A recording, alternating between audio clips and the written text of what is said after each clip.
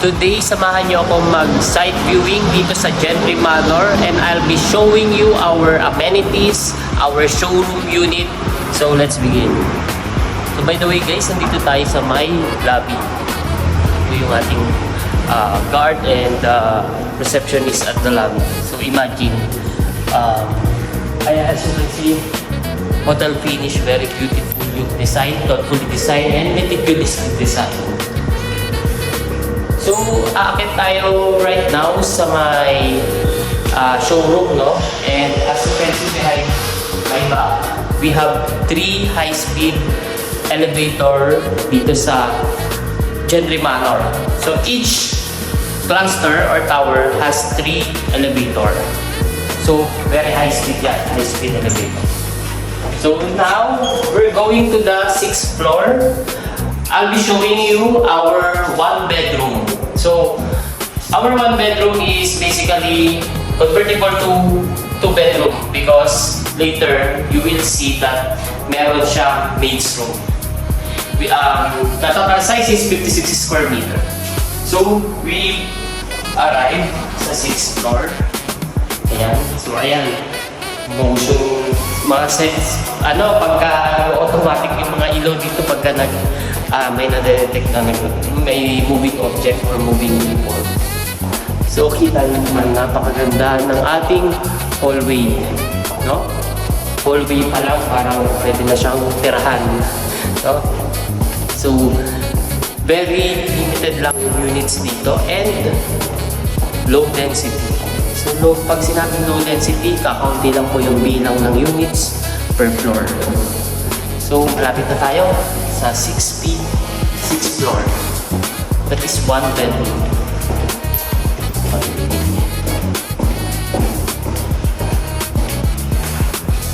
So, yan. Ito na po yung 6th floor. Open ko lang yung lights.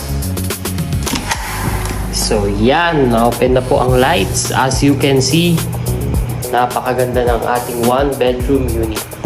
So this is the 1 bedroom with a total size of 56 square meter with a balcony and maid's room.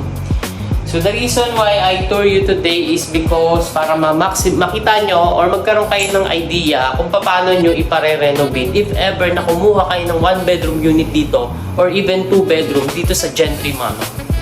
So first, ito ang ipapakita ko sa inyo, yung kitchen. Kasama na po sa turnover itong countertop.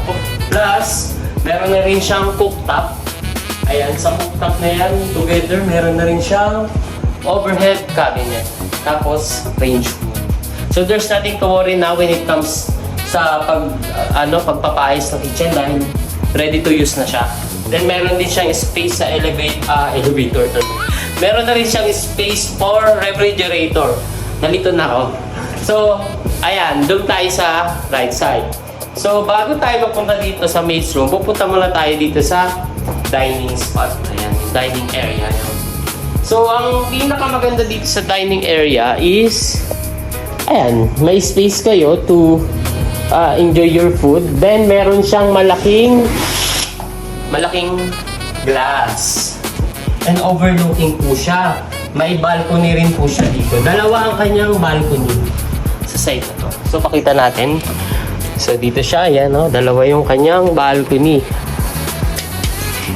So, ayan. Ito rin very mesmerizing yung view dito sa facing amenities. Ayan. Meron tayong infinity pool and overlooking view. Even if it's courtyard, no? Pero ang ganda pa rin, Instagrammable yung view. So, pasok ulit tayo sa my unit. Ayan. So, nandiyan tayo sa dining spot. Imagine yourself, no? Nakasama mong family mo habang kumakain kayo. Then, syempre, after you eat, dito naman kayo mag-Netflix or movie marathon sa may dining area. Ayan. Ang ganda ng dining area, sorry. Ang ganda ng kanyang living area. Ayan. Very spacious. Tapos meron kayong space to watch your favorite movie in the Netflix, no?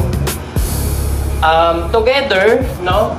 Aside from that, meron ding balcony pa. So, meron na tayong 2 balcony. Yes, we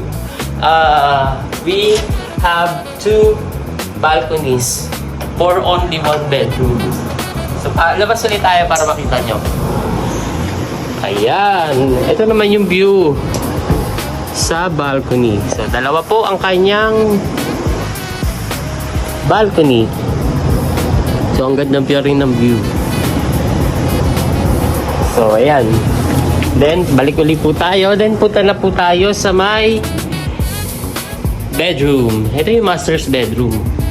So, let me tour you sa master's bedroom. So, ang na-feel ko upon entering, ayan, meron siyang massive or big window. Big glass window. Na kung saan, ang ganda nito. Ang ganda ng kanyang disenyo. This is what sets apart from the other units, no? Ang ganda ng 1 bedroom na to. Particularly itong master's bedroom ng 1 bedroom. Now, punta tayo dito sa may toilet and bath. Ayan yung toilet and bath po niya. What you see is what you get dito sa toilet and bath. Hotel finish, kasama na yung glass. Yung partition sa glass, and then yung naka-tiles na siya. Yan. Right, and then kasama na rin tong lavatory. Then, aside from that, if ever na ito ang kunin nyo, makukuha nyo na rin yung 3 aircon for this particular 1 bedroom. 3 yan. Isa dito, isa dyan, at isa pa doon. Saan yung isa? Yan, isa pa dyan. Alright? Now, here's the catch. Pupunta na tayo sa my maid's room. Very exciting part. Nakakala mo, just sa maid's room lang, pero may additional pa palang toilet and bath. So yan, meron pa siyang kasamang designated area na washing area na may ready water faucet.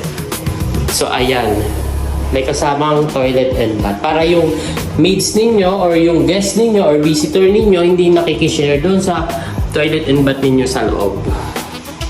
Right? Very big and huge and elegant also dahil pwede nyo pa itong pagandahin, i-renovate para ma-maximize yung space dahil yung ceiling height nito is over 3 meters ceiling height. Ayan, over 3 meters. So, ayan, no? Lagyan nyo dito ng higaan. At kung anong plano nyo para dito. So, again, this is a 1 bedroom for as low as 35,000 per month. Meron ka ng 1 bedroom unit dito sa Gentry Manor. And napakamura lang ng down payment dahil we accept rent-to-own terms for as low as 5% down payment. Makaka-move-in ka na dito sa 1 bedroom na may 2 balcony, na may 2 toilet and bath, and napakagandang kitchen. Ayan, napakaganda ng kitchen niya. So with that, that wraps up our tour. See you on the next vlog. By the way, I forgot to tell you that this is Jose Armenia, your assistant sales manager or the property specialist of Mega World here in Gentry Manor. Thank you!